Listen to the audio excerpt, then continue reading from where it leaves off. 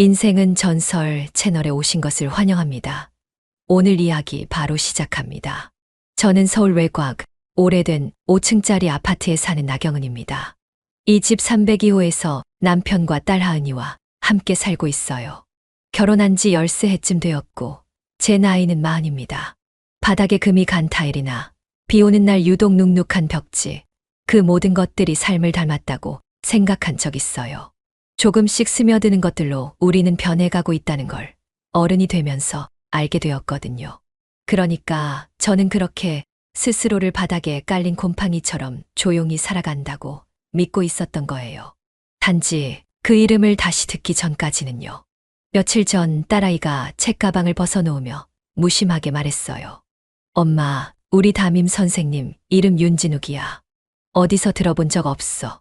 그 순간 저는 다 마신 커피 잔을 부엌 싱크대에 내려놓다 멈췄습니다.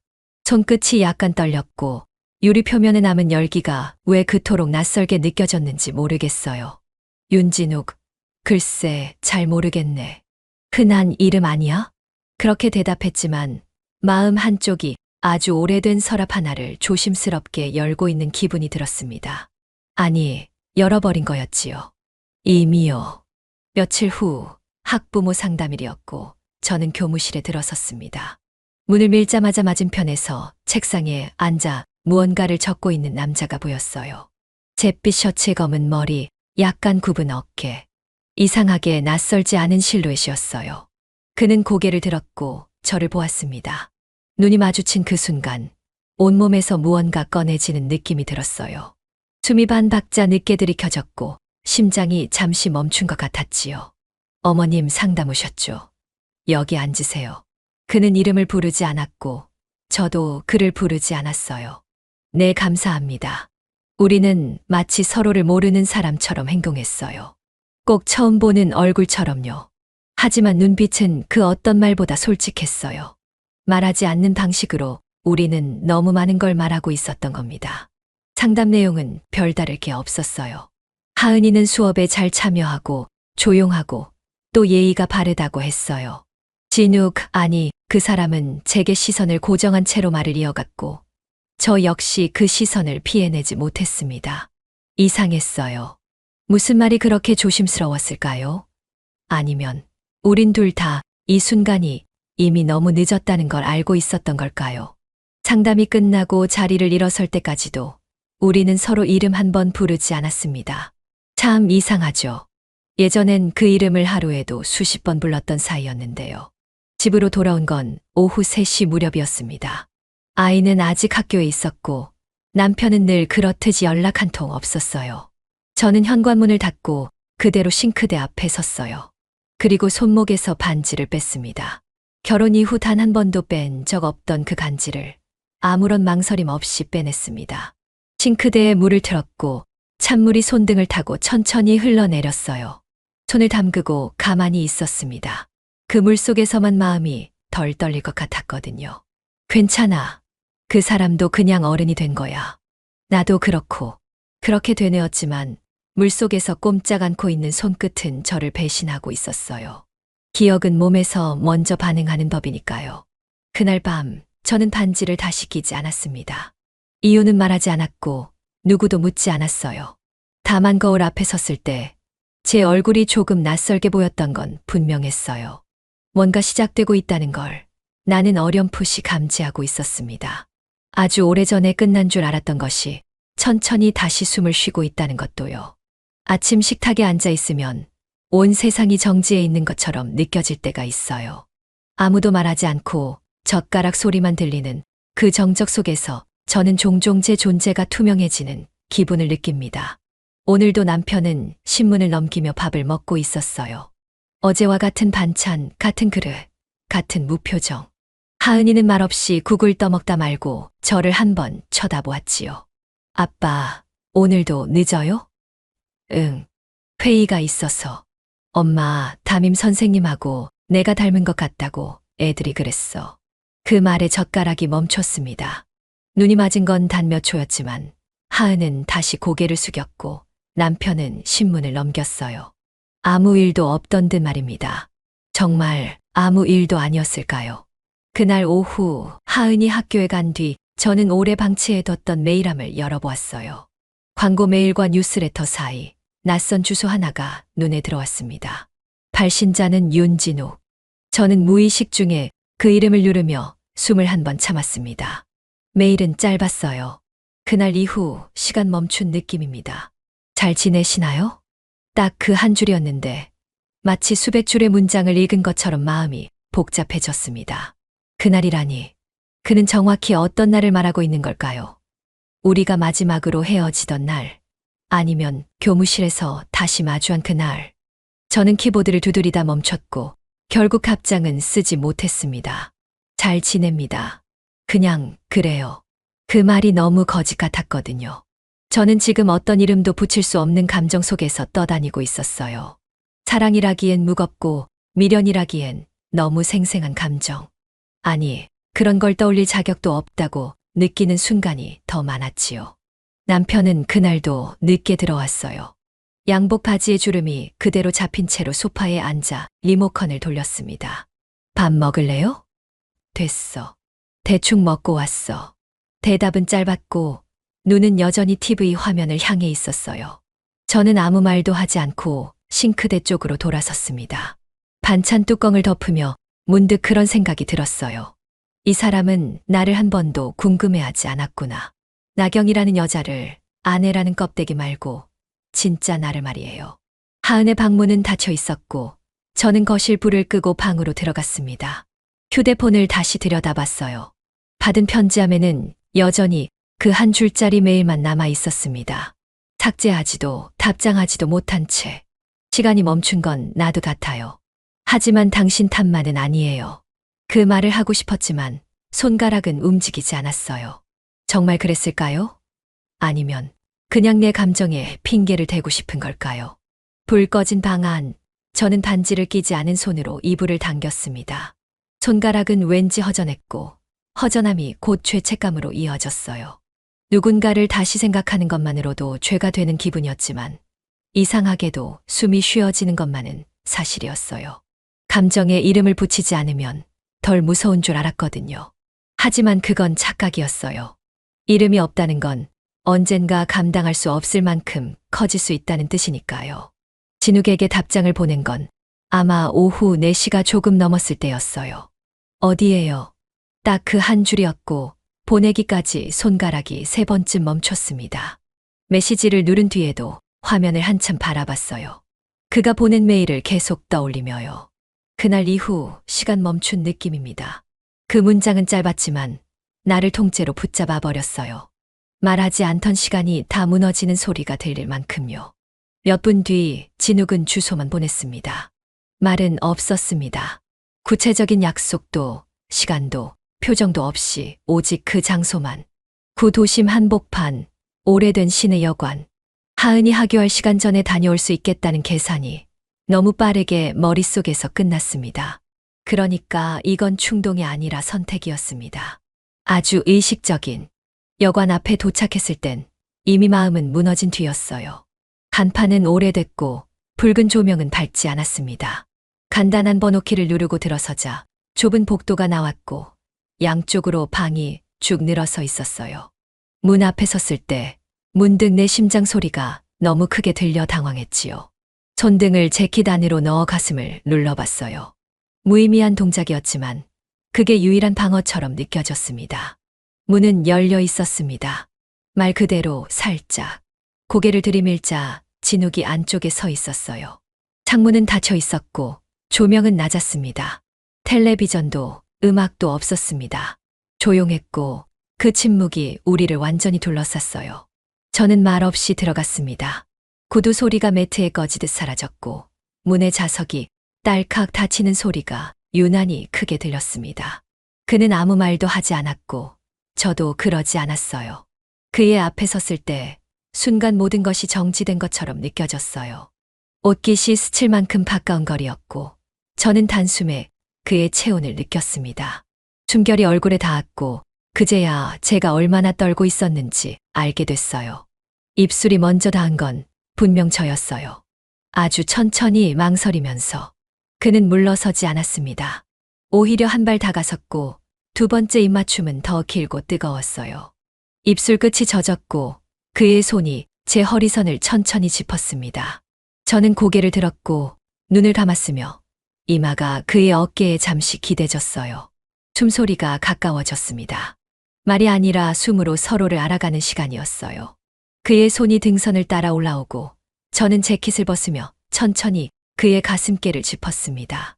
목선에서 올라오는 열이 눈꺼풀까지 던졌고 심장은 지금껏 기억하지 못했던 방식으로 움직이고 있었어요. 방 안 공기는 흐르지 않았고 그 탓에 우리의 체온만이 온기를 만들고 있었지요. 나는 그를 밀지도 더 끌어안지도 않았어요. 그저 무너졌습니다. 그의 손이 팔을 타고 내려왔고 손목을 감싸 쥘 때 저도 입술을 다시 한번 닿게 했어요. 세 번째 입맞춤은 짧았지만 깊었고 그가 내 귀 옆을 천천히 지나칠 땐 세상이 멈춘 것 같았어요. 귓바퀴를 스치며 내려오는 숨소리가 너무 조용해서 온몸이 그 소리만 기억했어요. 나는 결국 벽에 등을 기댄 채로 숨을 헐떡였어요. 너무 많은 게 밀려왔고 그 무엇도 정확히 말로 표현할 수 없었거든요. 그가 내 손끝을 잡은 채 무너지지 않도록 붙잡아주지 않았다면 나는 주저앉았을지도 몰라요. 입술이 붉어졌고 눈이 뜨거웠고 손은 미세하게 떨렸습니다. 그 순간까지도 아무 말도 하지 않았다는 게 이상했지요. 우리는 모든 걸 말했으면서도 한마디도 내뱉지 않았어요. 저는 마지막으로 고개를 숙였고 그를 보지 않은 채로 말했습니다. 실수예요. 그냥 오늘만 바보였어요. 그 말은 방 안 공기를 찢을 만큼 조용하게 퍼졌고 말한 뒤에 저는 그대로 문을 향해 걸어갔습니다. 진욱은 붙잡지 않았고 저도 돌아보지 않았어요. 그게 우리가 할 수 있는 유일한 존중 같았거든요. 현관문을 여는 순간 바깥 공기가 쏟아져 들어왔어요. 차가웠고 그래서 저는 그제야 숨을 깊게 쉬었지요. 여관에 나서는 발걸음은 분명해야 했지만 마음은 너무 많이 남겨져 있었어요. 그날 저는 처음으로 온몸으로 거짓말을 했습니다. 그날 밤 저는 저 자신에게 한 번도 해본 적 없는 거짓말을 했어요. 오래된 친구를 잠깐 만났어. 근처까지 온 김에 남편은 별 관심 없는 표정으로 고개를 끄덕였고 다시 TV 쪽으로 시선을 돌렸습니다. 그 순간 저는 이상하게 안도하면서도 더 깊은 두려움을 느꼈어요. 그가 의심하지 않는다는 사실이 오히려 저를 당황하게 만들었거든요.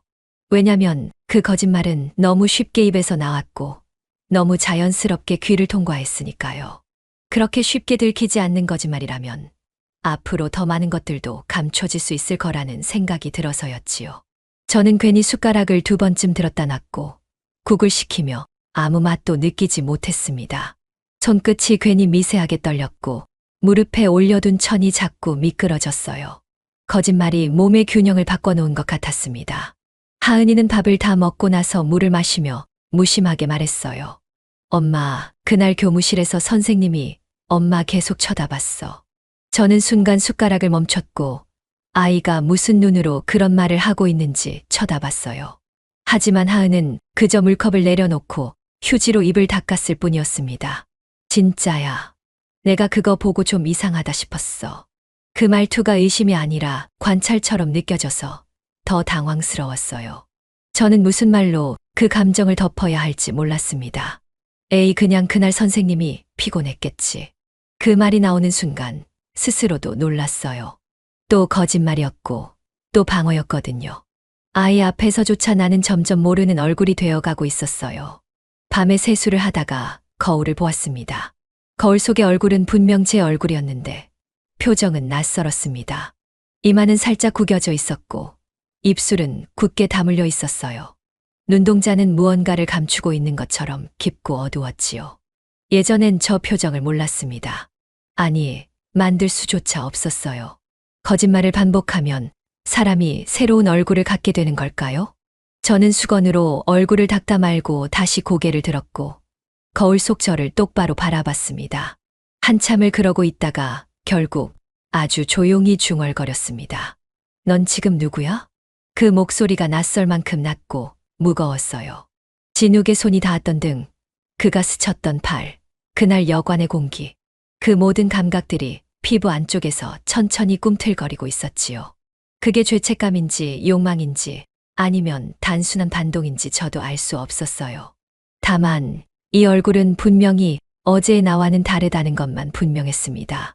그날 이후 저는 거울을 잘 보지 않게 됐습니다. 화장을 할 때도 눈동자보다 입술선만 봤고 립스틱이 번지면 그냥 지워버렸습니다. 거울은 모든 걸 알고 있다는 듯 너무 많은 걸 비추고 있었어요. 표정은 바뀌었고 시선은 흔들렸으며 나경이라는 이름이 스스로에게도 낯설어지고 있었어요. 그리고 그 변화는 생각보다 훨씬 더 조용하고 빨랐습니다. 그날 오후 진욱은 말을 아낀 채 메시지 하나를 보냈습니다. 오늘 괜찮아요? 짧았고 조용했지만 그 문장은 예상보다 깊숙이 들어왔습니다. 나경은 한참을 망설이다가 단 하나의 말로 답했습니다. 몇 시쯤? 대답은 말이 아니라 주소였고 그 주소가 가리키는 장소는 지난번과 같은 시내의 오래된 여관이었습니다. 코트 주머니에 휴대폰을 넣은 채 나경은 침착하게 준비했고 아이 하은이 하교하기 전까지는 돌아올 수 있다는 계산 아래 움직였습니다. 충동이라기엔 너무 계산적이고 후회하기엔 이미 너무 조용한 선택이었습니다. 여관은 변한 게 없었습니다. 간판은 여전히 흐릿했고 로비의 공기는 오래된 먼지 냄새와 함께 눌려 있었습니다. 엘리베이터는 없었고 나경은 3층까지 천천히 계단을 올랐습니다. 복도는 조용했고 양옆 방마다 침묵이 쌓여 있었습니다. 진욱이 문을 반쯤 열어놓고 기다리고 있었고 그녀는 아무 말 없이 그 앞에 섰습니다. 말이 없다는 건 때로는 감정보다 더 많은 걸 말해주는 법이지요. 그들은 서로의 얼굴을 마주보았고 그 짧은 시선 안에 지난 수년의 침묵이 겹쳐 있었습니다. 방 안은 조용했습니다. 커튼은 닫혀 있었고 조명은 낮았으며 창문은 닫힌 채 공기만 정체되어 있었습니다. 그 안으로 나경이 먼저 걸어 들어갔고 진욱이 문을 닫았습니다. 문이 닫히는 소리가 이상하게 크게 들렸고 그 순간부터 방 안의 공기 밀도가 바뀐 것 같았습니다. 코트를 벗어 의자에 걸고 그가 셔츠에 소매를 걷는 소리를 들으며 나경은 천천히 숨을 골랐습니다. 아무 말도 하지 않으면서도 두 사람은 동시에 같은 방향으로 움직였고 같은 선택을 하고 있었던 겁니다. 그의 손이 먼저 닿은 건 그녀의 손목이었습니다. 말없이 손끝을 짚고 손바닥을 감싸며 천천히 어깨선으로 올라왔습니다. 나경은 숨을 들이마셨고 그의 숨결이 가까워졌습니다. 그제야 입술이 닿았고 첫 키스는 망설임과 함께였으며 둘째는 훨씬 천천히 길게 이어졌습니다. 그의 손이 그녀의 허리로 이동하고 나경은 셔츠 단추를 천천히 풀었습니다. 옷이 바닥에 닿는 소리는 낮았고 그 사이로 숨소리와 체온만이 서로를 채우고 있었습니다. 그들은 침대에 눕지 않았고 서로의 움직임을 천천히 따라가며 체온만으로 말하고 있었습니다. 나경은 그의 등 위에 손을 얹었고 진욱은 그녀의 허리를 강하게 끌어안았습니다. 눈을 감고 입술을 더 깊이 맞닿게 할 때마다 시간이 멈춘 듯 천천히 흘렀습니다. 그들이 섞인 그 방 안에서 벽과 시트와 불빛은 모두 배경에 불과했고 오직 감각과 감정만이 선명하게 살아있었지요. 옷이 벗겨지고 살이 닿고 호흡이 섞이는 순간에도 그들은 끝내 한마디 말도 하지 않았습니다. 말은 필요 없었습니다. 지금 이 시간이 말보다 더 많은 걸 설명하고 있었기 때문입니다. 모든 것이 끝났을 때 나경은 침대 가장자리에 앉아 등을 돌렸고 진욱은 천천히 옷을 주워 입었습니다. 긴 침묵 속에서 그녀는 손등으로 입술을 문질렀고 눈을 감은 채 중얼거렸습니다. 이건 사랑 아니에요. 그냥 오래된 감정이에요. 그 말은 조용했지만 방 안 전체에 울렸고 진욱은 대답하지 않았습니다. 대신 그녀를 한참 바라보다가 조용히 시선을 내렸습니다. 나경은 코트를 다시 입고 문 앞에 섰습니다. 문고리를 쥐고 마지막으로 숨을 들이마신 그녀는 결국 고개를 돌리지 않고 조용히 방을 나섰습니다. 그날 이후 무언가가 달라졌다는 걸 가장 먼저 알아챈 사람은 남편이었다. 평소처럼 저녁 식사를 마치고 그는 물컵을 씻던 나경의 뒷모습을 보며 조용히 말했습니다. 요즘 표정이 좀 달라졌다. 그의 말투는 평소와 다름없었지만 그 안에 담긴 무언의 낌새가 나경을 순간 얼어붙게 만들었습니다. 설마 들켰을까? 아니면 정말 표정이라는 게 그토록 쉽게 바뀌는 걸까? 그녀는 괜히 웃어 보이며 물을 조금 더 길게 틀었고 얼굴에 묻은 물기를 손으로 쓸어내렸습니다. 요즘 잠을 좀 설쳐서 그래요. 괜히 예민해졌나 봐요. 말은 자연스러웠지만 목소리 끝이 미세하게 떨렸고 남편은 아무 대꾸 없이 물수건을 챙겨 방으로 들어갔습니다. 그날 밤 나경은 혼자 거실에 앉아 있었습니다. 불도 켜지 않았고 커튼도 닫지 않은 채 어둠 속에 몸을 묻고 있었습니다. 창밖으로 보이는 가로등 불빛만이 그녀의 옆 얼굴을 가만히 비추고 있었고 손에는 식은 커피가 들려 있었죠. 입술에 한 모금도 대지 못한 채로 몇 시간이 흐른 후에야 그녀는 천천히 컵을 내려놓았습니다. TV 화면엔 아무 영상도 없었지만 그녀는 그 앞에서 마치 무언가를 응시하듯 앉아 있었습니다. 생각은 너무 많았고 마음은 그보다 훨씬 무거웠지요. 그날 여관에서 나눈 감각들이 아직도 몸 안에 남아 있었고 잊혀지기엔 너무 생생했습니다. 진욱은 며칠이 지나 또다시 메시지를 보냈습니다. 그가 보낸 문장은 여전히 짧았습니다. 우리 진짜 미친 짓 하는 걸까요? 그 말은 비난도 아니고 변명도 아니었습니다. 단지 함께 무너지고 있다는 확인이었고 나경은 그 확인이 더 아프게 다가왔습니다. 그녀는 답장을 쓰지 않았습니다. 아니, 쓰지 못했습니다. 어떤 말로도 이 상황을 정리할 수 없었고 감정은 이미 언어를 버티기엔 너무 앞서 있었으니까요. 그녀는 휴대폰을 침대 옆 서랍 안에 넣었고 다시는 울리지 않도록 무음 설정까지 했습니다. 그러나 무음 상태에서도 진동은 마음 깊은 곳에서 계속 울리고 있었습니다. 다음 날 아침 화장을 하던 나경은 무의식적으로 거울을 덮었습니다. 손등으로 거울을 밀어 덮개를 닫고 나서야 자신이 왜 그런 행동을 했는지 깨달았습니다. 거울 속 자신의 눈빛이 두려웠던 겁니다. 표정은 거짓말을 기억하고 있었고 눈동자는 감정을 숨기지 못하고 있었지요. 아무리 화장을 고치고 머리를 매만져도 그 눈빛 하나는 숨기기 어려웠습니다. 그녀는 다시 거울을 열지 않았습니다. 대신 작은 화장 거울을 뒤집어두고 집을 나섰습니다. 오늘도 같은 버스, 같은 정류장, 같은 걸음으로. 하지만 세상은 이미 어제와 다르게 느껴지고 있었습니다. 감정의 흔적은 언제나 표정보다 먼저 남고 표정은 결국 사람을 배신합니다. 그건 나경이 이제야 알게 된 사실이었습니다. 출장이라는 말은 나경이 먼저 꺼냈습니다. 하은이 아빠 출장 갔어요. 오늘 밤은 늦게 들어올 거예요. 그 문장은 짧았지만 그 안에는 긴 설명이 들어 있었습니다. 진욱은 장소만 보냈고 이번엔 여관이 아닌 호텔이었습니다. 시내 중심가 조명이 화려한 고층 호텔의 17층. 정해진 시간은 없었지만 나경은 오후 5시쯤에 도착했습니다. 엘리베이터를 타고 올라가는 내내 그녀는 한 손으로 손목을 쓸어내렸고 다른 손으로는 작은 거울을 꺼내 입술에 립밤을 덧바르며 거울 속에 자신을 바라보았습니다. 속눈썹은 유난히 길었고 표정은 알 수 없는 긴장과 각오 사이를 떠돌고 있었습니다. 복도는 조용했고 카펫은 발소리를 삼켰습니다. 진욱이 문을 열었을 때 나경은 눈도 제대로 마주치지 않은 채 방 안으로 들어갔습니다. 인사는 없었습니다. 방 안은 깔끔했고 조용했어요. 음악도 와인도 없었고 허튼 장식 하나 없이 비어 있었죠. 커튼은 닫혀 있었고 조명은 낮게 켜져 있었으며 탁자 위엔 생수병 2개와 종이컵만 놓여 있었습니다. 침대는 방의 중심에 있었고 그들은 말없이 소파에 앉아 서로를 바라보았습니다. 그 눈빛은 길고 조용했으며 그 자체로 긴 대화를 대신했습니다. 몇 분간의 침묵 끝에 나경이 먼저 입을 열었습니다. 그때 그 말 진심이었어요? 진욱은 고개를 돌리지 않고 그녀를 똑바로 바라보았습니다. 눈빛은 진중했고 말은 조심스러웠습니다. 그땐 널 지키고 싶었어. 나경은 숨을 가볍게 내쉬었습니다. 그 숨결은 고였고 입술은 떨렸으며 마음은 복잡하게 흔들렸습니다. 그 감정의 무게는 더 이상 말로 옮길 수 없었고 그들은 동시에 서로에게 손을 내밀었어요. 손끝이 닿는 순간 두 사람은 동시에 천천히 몸을 일으켰습니다. 침대 쪽으로 향하는 걸음은 조심스러웠고 그러나 단호했습니다.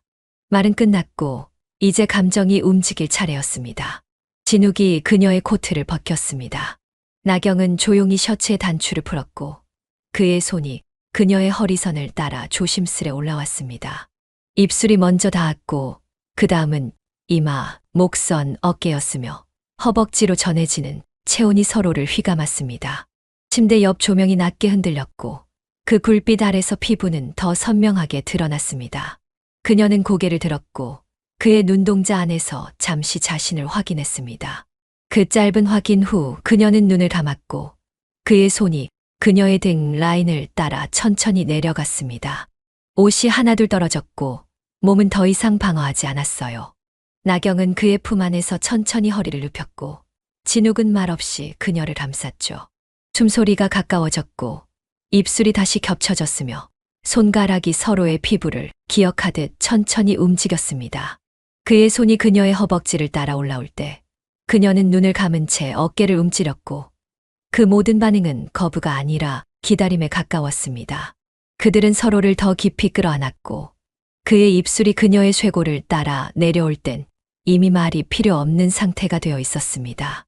그 순간 시간은 분명히 멈춘 듯 흘렀고 나경은 자신이 지금 어떤 표정을 짓고 있는지조차 알 수 없었어요. 뺨이 달아올랐고 이마에 땀이 맺혔으며 그는 그녀의 다리를 조심스레 들어 침대 위에 올렸죠. 몸은 뒤엉켰고 손은 더 단단하게 엉켜졌으며 입술은 끊임없이 이어졌습니다. 그들의 무게가 침대에 눌리는 소리가 미세하게 울렸고 가슴이 부딪히는 소리, 숨이 멈추는 순간마다 방 안은 점점 더 좁아졌습니다. 그 밤의 호텔방은 그들에게 첫 번째가 아니었지만 가장 깊숙한 선을 넘는 순간이었습니다. 이는 과거의 기억을 현재로 불러온 행위였고 동시에 감정의 마지막 벼랑 끝에서 발을 내딛는 일이기도 했어요. 서로가 어디까지 허락할 수 있는지를 확인하는 자리였고 누군가를 사랑했다는 증거를 파괴하는 동시에 다시 세우는 시간이었습니다. 행위가 끝났을 때 나경은 그의 가슴 위에 머리를 얹고 있었습니다. 그는 아무 말도 하지 않았고 그녀 역시 조용했죠. 피부는 식어가고 있었지만 가슴 안쪽의 열기는 오히려 더 깊어지고 있었습니다. 말할 수 없었고 말하지 않아도 되는 감정이 그 자리에 있었고 그들 사이의 공기는 무거웠지만 이상하리만치 안정되어 있었습니다. 그녀는 천천히 몸을 일으켰고 손끝으로 그의 눈가를 쓸며 조용히 중얼거렸습니다. 지켜주겠다는 그 말 늦었지만 오늘은 고마웠어요. 진욱은 그녀를 바라보다가 손을 뻗어 그녀의 손등을 감쌌습니다. 그 손길은 말보다 단단했고 체온은 여전히 남아 있었습니다. 밖은 어두웠고 커튼은 닫혀 있었으며 방 안에는 오직 침묵만이 깊게 내려앉아 있었습니다. 다음 날 아침 식탁에 마주 앉은 하은은 유난히 말이 없었습니다. 식판 위로 스푼을 굴리며 멍하니 국을 바라보던 그녀가 문득 고개를 들었을 때 나경은 이미 딸의 눈빛이 평소와 다르다는 걸 직감했습니다. 엄마, 나 그 말 싫어. 무슨 말? 내가 선생님 닮았다는 말. 그거 진짜 듣기 싫어. 순간 나경은 수저를 내려놓으며 멍해졌습니다. 그 말이 단순한 투정인지 아니면 의심의 씨앗인지 알 수 없었지만 하은의 목소리는 분명하고 단단했습니다. 나경은 웃으려 했지만 입꼬리가 잘 올라가지 않았고 반사적으로 떨어진 포크를 주우며 고개를 숙였습니다. 잠시 엎드린 그 순간 등줄기 아래로 식은 기운이 스며드는 듯했어요. 하은은 자리에서 일어나 가방을 챙기며 덧붙였습니다. 그날 교무실에서 선생님이 엄마 쳐다보는 거 나 봤어. 되게 오랫동안. 그 말에 나경은 대답하지 못했습니다. 목울대가 단단히 잠긴 듯 입이 열리지 않았어요. 문 닫는 소리만이 덜컥 울렸고 혼자 남은 부엌에는 국물이 식는 소리만이 맴돌았습니다. 한편 진욱은 교실 칠판 앞에 서서 수업 준비를 하다 말고 창가 쪽에 앉은 하은과 눈이 마주쳤습니다. 짧은 순간이었지만 하은은 똑바로 그를 바라봤고 진욱은 본능적으로 시선을 돌렸습니다. 아이의 눈동자 안에는 또렷한 경계심과 이상한 고요가 섞여 있었고 진욱은 자신이 그 감정에서 무엇을 보고 있는지 이해하지 못한 채 다시 칠판을 향해 몸을 돌렸습니다. 그날 오후 나경은 딸의 방 앞에서 잠시 멈춰 섰습니다. 방문은 닫혀 있었고 안에서는 아무 소리도 들리지 않았죠. 노크를 하려다 멈췄고 문을 열지도 못한 채 등을 돌렸어요. 딸의 말이 계속 머릿속을 맴돌았고 그녀는 점점 불안해졌습니다. 무언가 들킨 것 같은 느낌 혹은 언젠가는 들킬 것이라는 예감. 그 두려움이 처음으로 진짜 현실처럼 느껴졌어요. 지금 당장 보면 안 될 이유 있어요? 나경이 그 말을 보낸 건 밤 9시가 넘은 시간이었습니다. 아이가 잠든 것을 확인한 뒤 거실로 나와 진욱에게 문자를 보냈고 화면을 내려다본 채 한참을 가만히 있었어요. 답장은 생각보다 빨랐습니다. 지금요. 여기 주소로 와요. 고속도로 근처 이름조차 기억되지 않는 작은 모텔이었습니다. 지도 앱으로 확인하며 운전하는 내내 손에 땀이 났고 도착했을 때 나경은 이미 자신이 돌이킬 수 없는 강을 건넜다는 사실을 알고 있었죠. 방은 모텔답게 단추했고 불빛은 희미했어요. 커튼은 닫혀 있었고 공기는 눅눅하게 가라앉아 있었으며 진욱은 이미 침대 끝에 앉아 있었습니다. 나경은 문을 닫고 조용히 다가갔고 그들은 서로를 바라보며 아무 말도 하지 않았습니다. 긴장감도 환희도 아닌 그저 피곤한 감정의 무게가 방 안을 채우고 있었어요. 나경이 먼저 코트를 벗었고 진욱이 천천히 일어섰습니다. 그날의 입맞춤은 격렬하지 않았어요. 오히려 조용했고 아주 천천히 서로의 호흡을 맞춰갔죠. 손이 닿는 속도도 입술이 움직이는 리듬도 그 어떤 충동보다 섬세하고 낮았습니다. 진욱이 그녀의 목덜미에 이마를 기댔고 나경은 그의 등을 조심스럽게 감쌌어요. 그들은 잠시 멈췄고 그러곤 동시에 침대 위로 몸을 옮겼습니다. 옷을 벗는 동작조차 말이 없었으며 손끝이 셔츠 단추를 하나씩 풀었고 진욱의 손이 그녀의 등 뒤로 천천히 내려갔습니다. 서로의 허리를 감싸는 팔이 더욱 조여졌고 다리는 본능처럼 얽혀들었습니다. 나경의 이마는 그의 어깨에 닿았고 눈을 감은 채 그녀는 숨소리만으로 감정을 확인했어요. 그들은 소리 없이 무너졌고 침대 위의 모든 흔들림은 고요한 파동처럼 퍼져나갔습니다. 억눌렀던 감정이 육체로 쏟아졌고 그 순간만큼은 서로에게서 숨을 쉬고 있었어요. 행위가 끝나고도 나경은 한동안 눈을 감고 있었고 진욱은 그녀의 머리카락을 쓸어내리며 조용히 누워 있었죠. 말할 수 없는 말들만이 방 안을 채우고 있었습니다. 나경이 먼저 몸을 일으켰고 조용히 옷을 챙겨 입으며 돌아보지 않은 채 말했습니다. 오늘은 기억 안 해도 돼요. 그냥 오늘만. 그 말은 스스로를 향한 변명처럼 또는 그를 위한 마지막 배려처럼 남겨졌어요. 문이 닫히고 나서야 진욱은 혼자 남은 방에서 불을 끄지 않은 채 천장을 오래 바라보았습니다. 아침 식탁은 여전히 조용했어요. 반찬을 집는 소리, 수저가 그릇에 부비치는 소리, 그리고 그 틈을 비집고 나온 건 오랜만에 들리는 남편의 낮고 굳은 목소리였습니다. 요즘 당신 눈에 내가 안 보이더라. 말투는 차분했지만 그 안에 담긴 의미는 단호하고 확실했습니다. 나경은 젓가락을 멈췄고 고개를 돌려 남편을 바라보았죠. 그는 여전히 밥을 씹고 있었고 시선은 접시에 떨어져 있었으며 질문이 아니었기에 대답할 말도 없었습니다. 대신 그녀는 멍하니 앉아있는 하은을 바라보았어요. 딸의 눈동자에선 더 이상 아이답지 않은 침착함이 느껴졌고 나경은 이유를 설명할 수 없는 죄의식을 느끼며 입술을 다물었습니다. 식사가 끝나고 남편은 말없이 일어났어요. 정장 재킷을 챙기며 그녀를 다시 한번 봤고 그 눈빛은 오래된 피로와 날선 직감이 뒤섞여 있었습니다. 무슨 일 있어도 아이 앞에서는 표정 숨겨. 그 말은 명령도 충고도 아니었어요. 그냥 무너지는 관계 속 마지막 도리처럼 들렸습니다. 나경은 고개를 끄덕이지도 않았고 대신 조용히 식탁을 정리하기 시작했습니다. 한편 진욱은 교무실 책상 앞에서 휴대폰을 바라보다가 조용히 설정 화면으로 들어갔습니다. 나경이라는 이름 옆에 전화번호를 꾹 눌러 차단 목록에 추가한 뒤 화면을 천천히 내려놨죠. 손끝은 오래 머물렀고 눈은 감긴 채 한참을 그대로 있었으며 차단은 감정의 끝이 아니라 감정을 유지하지 않기 위한 유일한 방법이었습니다. 그는 아무 말 없이 컴퓨터를 켰고 평소처럼 출석부를 열었지만 눈앞의 글자들은 좀처럼 읽히지 않았습니다. 그날 저녁 나경의 휴대폰은 조용했어요. 벨소리도 진동도 메시지도 없었죠. 모든 침묵이 거짓보다 더 큰 소리로 다가오고 있었어요. 비가 내리고 있었습니다. 나경은 우산을 접으며 진욱의 아파트 앞에 섰고 현관문을 열기까지 긴 숨을 2번 쉬었죠. 오늘은 이 모든 걸 끝내러 왔다고 스스로를 설득했지만 속은 조용하지 않았습니다. 문이 열리고 진욱이 서 있었어요.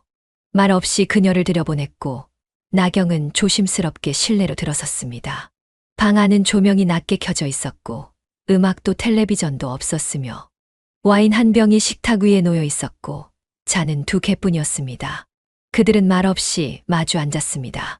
와인을 따르며 잔을 건넸고 나경은 입을 떼지 못한 채 잔을 들었어요. 마주보는 눈빛엔 너무 많은 말들이 얹혀 있었고 그 어떤 단어도 그 무게를 견디지 못할 것 같았습니다. 한참의 침묵 후 나경이 낮게 말했습니다. 이건 그만해야 해요.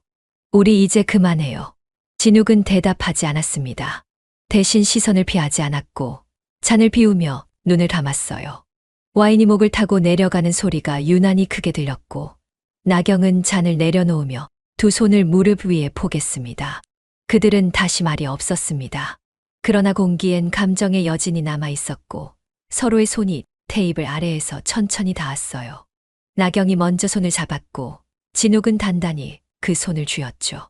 갑작스레 숨이 거칠어졌고 그녀는 고개를 숙인 채 조용히 말했습니다. 왜 우린 늘 이렇게 끝나요? 왜 끝내고는 잊지 못하고 다시 시작하게 되죠? 진욱이 다가왔고 그녀를 조용히 안았어요. 나경은 그 품에 안긴 채 조용히 울었습니다. 어깨가 들썩였고 눈물이 목선 아래로 흘렀죠. 그가 손으로 그녀의 머리를 감싸 안았고 숨소리가 가까워졌습니다. 그들의 입술이 다시 맞닿았고 이전보다 훨씬 조용하고 절박하게 이어졌어요. 입맞춤은 오래 지속되지 않았지만 그 안에 담긴 모든 감정은 말보다 더 깊었습니다. 그들은 다시 겹쳐졌어요. 침대 위가 아닌 거실 한가운데 조명이 어슴푸레한 테이블 옆에서 서로를 부여잡고 천천히 무너졌습니다. 손은 떨렸고 입술은 물었고 이마는 부딪혔고 그 어떤 것도 용서하지 않은 채 서로를 감쌌어요. 나경은 그 속에서 울었고 진욱은 말없이 그녀의 뺨을 어루만졌습니다. 그들의 체온은 마지막 남은 감정처럼 뒤섞였고 그 누구도 이 행위가 구원이 될 거라고 믿지 않았죠. 그날 밤 나경은 말없이 집으로 돌아갔습니다. 가로등 불빛 아래에서 그림자만이 길게 늘어졌고 비는 여전히 내리고 있었어요. 그 비는 아무것도 씻어내지 못했고 오히려 그녀를 더 깊은 침묵 속으로 밀어넣고 있었죠. 하은의 일기장은 생각보다 가까운 곳에 있었습니다. 책상 서랍 아래 교과서 사이에 얇게 낀 노트를 우연히 발견한 건 나경이 방 청소를 하던 중이었죠. 처음엔 열지 않으려 했지만 손끝이 무의식처럼 종이를 넘겼고 눈에 들어온 한 문장은 숨을 멎게 했습니다. 엄마가 요즘 이상하다. 아빠가 아닌 누군가를 보는 것 같아. 말은 없지만 난 알 것 같아. 나경은 일기장을 닫지도 못한 채 앉은 자리에서 한참을 움직이지 못했습니다. 글씨는 또박또박했고 문장은 짧았지만 그 속엔 모든 의심이 녹아 있었어요. 딸의 눈에 비친 자신의 모습이 이토록 낯설게 표현되었다는 사실이 예상보다 더 깊은 충격으로 다가왔습니다. 그녀는 무릎 위에 일기장을 올려둔 채 고개를 숙였고 심장은 한 박자 늦게 뛰기 시작했어요. 그 시각 진욱은 교무실 창가에 서 있었습니다. 복도를 지나던 하은이 그 앞을 지나쳤고 우연히 눈이 마주쳤습니다. 순간 그는 자신도 모르게 숨을 멈췄고 아이의 눈빛 속에서 분명한 무언가를 감지했어요. 말투도 시선도 어조도 모두 나경과 닮아 있었고 그는 그 유사성이 자신을 어떤 벼랑 끝으로 밀어넣는 기분을 떨쳐낼 수 없었죠. 하은은 아무 말 없이 고개를 돌렸고 진욱은 창밖을 바라보며 자신의 눈을 감았습니다. 그날 하루 나경은 아무것도 하지 않았습니다. 식탁에 앉아 한 잔의 커피를 끓여 식게 두고 다시 데우지도 않은 채 입에 머금고 있었어요. 그 온도는 미지근했고 입안에서 쓴맛만이 천천히 퍼졌죠. 아무 말도 없었고 누구도 그녀를 찾지 않았으며 그녀 자신조차 자신의 감정을 파악하지 못했습니다. 커피 한 잔으로 버텨낸 하루가 끝나갈 무렵 나경은 그제야 천천히 몸을 일으켰습니다. 컵 안에는 마시지 않은 커피가 그대로 남아 있었고 창밖은 어둠에 잠겨 있었어요. 침묵은 말보다 더 오래 남았고 그 무게는 죄보다도 깊었죠. 비 오는 오후 진욱은 짧은 문자를 보냈어요. 우리 진짜 끝냅시다. 나 이제 감당 안 돼요.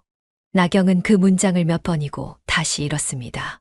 문장 끝에 마침표가 있었고 말투는 담담했지만 그 안엔 너무 많은 것들이 담겨 있었지요. 그는 더는 버티지 못한다는 뜻이었고 끝내 스스로에게조차 정당화할 수 없는 감정의 무게에 무너지고 있다는 의미였습니다. 나경은 아무 대답 없이 가만히 휴대폰을 내려놓았습니다. 커튼을 젖히고 창밖을 봤고 가로등 아래를 스치는 사람들의 우산이 흐릿하게 번지고 있었죠. 그 풍경을 멍하니 바라보다가 그녀는 조용히 속삭이듯 대답했습니다. 그래요. 당신은 늘 먼저 도망쳤죠. 말은 들려주지 않았지만 마음속에선 확실하게 울리고 있었습니다. 그녀는 처음부터 알았던 겁니다. 진욱은 언제나 결정적인 순간에 등을 돌릴 사람이라는 걸. 그가 나경의 손을 잡았던 적은 많았지만 끝까지 잡아준 적은 없었단 걸. 그날 밤 나경은 짐을 챙기지도 않았어요. 어디론가 도망치듯 나선 것도 아니었고 누군가를 피해 숨어든 것도 아니었습니다. 단지 아무런 의욕 없이 너무도 조용하게 집을 나섰고 한참을 걷다가 아무도 없는 지하철역 벤치에 앉아 있었어요. 바람이 불지 않았지만 그녀의 몸은 계속 떨리고 있었고 그 떨림은 외로움 때문이 아니라 이상할 정도로 가벼워진 마음 때문이었죠. 진욱도 조용히 도시를 떠났어요. 어느 시골 소도시로 발령을 자청했고 짐을 정리하지도 않은 채 몇 벌의 옷만 가방에 담았습니다. 그는 마지막 순간까지 나경에게 전화를 걸지도 않았고 그녀의 이름을 다시 부르지도 않았죠. 그렇게 각자의 방식으로 도망쳤고 연락은 자연스럽게 끊겼습니다. 시간은 말없이 흘렀고 누구도 먼저 찾지 않았어요. 서로의 번호는 지워지지 않았지만 더는 울리지 않았습니다. 나경은 책장 위 먼지를 닦으며 가끔 무심코 핸드폰을 받고 진욱은 모르는 번호로 걸려온 전화에도 늘 긴장했어요. 하지만 끝내 그 긴장조차도 일상이 되어버린 어느 날부터는 아무런 기대도 남지 않았습니다. 그들은 그렇게 도망친 것이었죠. 누구에게서도 아니라 결국 자기 자신에게서요. 모든 것이 조용해졌습니다. 나경은 하루하루를 흘러가듯 지냈고 식탁에는 여전히 3개의 그릇이 놓였으며 주말이면 마트에 들러 장을 보고 저녁이면 하은과 나란히 앉아 TV를 봤습니다. 아무도 묻지 않았고 아무도 의심하지 않았어요. 진욱의 흔적은 완전히 사라졌고 남편도 더 이상 아무 말도 하지 않았으며 그 조용한 평온 속에서 나경은 오히려 더 깊은 침묵을 택하게 되었습니다. 그것은 도망도 아니고 결단도 아닌 그저 버티는 삶의 방식이었지요. 어느 일요일 아침 식탁에 앉아 토스트를 먹던 하은이 갑자기 말했습니다. 이제 전학 안 갈래요. 그냥 여기 있을래요. 그 말은 너무 아무렇지 않게 나왔지만 나경에게는 천천히 깊이 들어오는 파문이었습니다. 그녀는 하은을 바라보았고 다른 말 없이 잼을 바르고 있었죠. 그 조용한 말투가 오히려 더 단단하게 들렸고 나경은 무언가를 삼킨 듯 목을대가 단단히 걸렸습니다. 숟가락을 쥔 채 그녀는 고개를 숙이며 감정이 올라오는 것을 억누르듯 천천히 눈을 감았고 손끝에 힘이 들어갔습니다. 딸이 자리에서 일어나 방으로 들어간 뒤에도 나경은 여전히 같은 자세로 앉아 있었어요. 숟가락은 그대로였고 잼이 묻은 빵은 식어가고 있었고 그녀의 눈꺼풀은 더 깊이 내려가 있었습니다. 어떤 말도 하지 않은 채 그녀는 그렇게 또 하루를 선택하지 않은 채 살아가고 있었죠. 선택하지 않는 것. 그것이 그녀가 택한 가장 조용한 저항이자 가장 무해한 생존 방식이었습니다. 밤은 조용했어요. 창밖에선 바람도 없었고 하은의 방에선 규칙적인 숨소리만이 들려왔으며 나경은 아이 방문을 열지도 않고 조용히 그 앞에 앉아 있었습니다. 불을 끄지 않은 복도등 아래 그녀의 그림자가 문틈 아래 길게 드리워졌고 손에는 반쯤 접힌 담요가 들려 있었죠. 그녀는 문틈 사이로 빛을 들여다보며 혼잣말처럼 속삭였습니다. 진우가 그 애는 내 딸이야. 근데 넌 끝까지 몰라도 돼. 그 말은 아주 천천히 조용히 공기 속에 번졌습니다.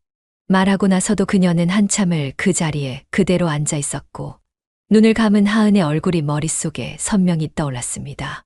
딸의 숨결, 작고 가느다란 손가락, 잠든 얼굴의 평온함. 그 모든 것이 그녀를 조용히 무너뜨렸어요. 방으로 돌아가 침대에 앉은 그녀는 손을 깍지 낀 채 무릎 위에 올렸고 한참을 고개 숙인 채 움직이지 않았습니다. 그리고 아주 낮은 목소리로 이 모든 이야기의 끝을 스스로에게 말하듯 속삭였어요. 나는 사랑이 아니라 침묵으로 너를 기억할 거야. 말하지 않는 선택. 그것이 그녀가 마지막까지 붙잡은 유일한 진심이었습니다. 그리고 그 밤 나경은 처음으로 긴 잠에 들었어요. 꿈은 없었고 침묵은 깊었으며 기억은 조용히 가라앉고 있었습니다.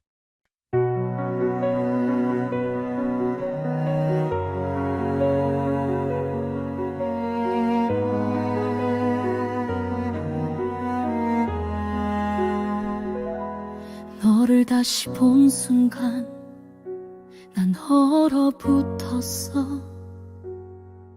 네 눈빛 속엔 오직 침묵만 가득했지.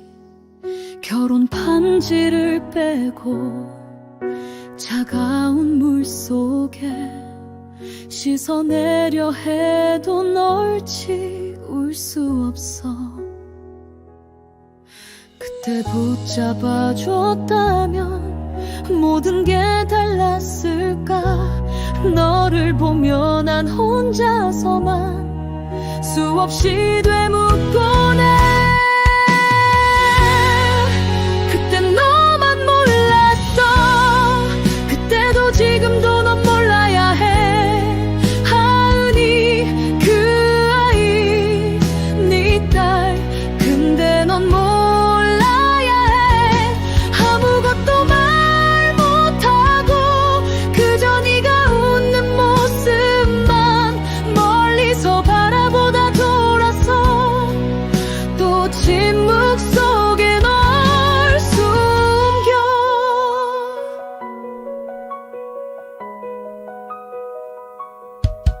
딸이 널 닮았다는 그 말 가슴 아프게 되새기며 낯선 거울 속에서 딸을 보고 있으면 모든 것이 낯설고 아파. 그때 붙잡아줬다면 모든 게 달랐을까. 너를 보며 난 혼자서만 수없이 되묻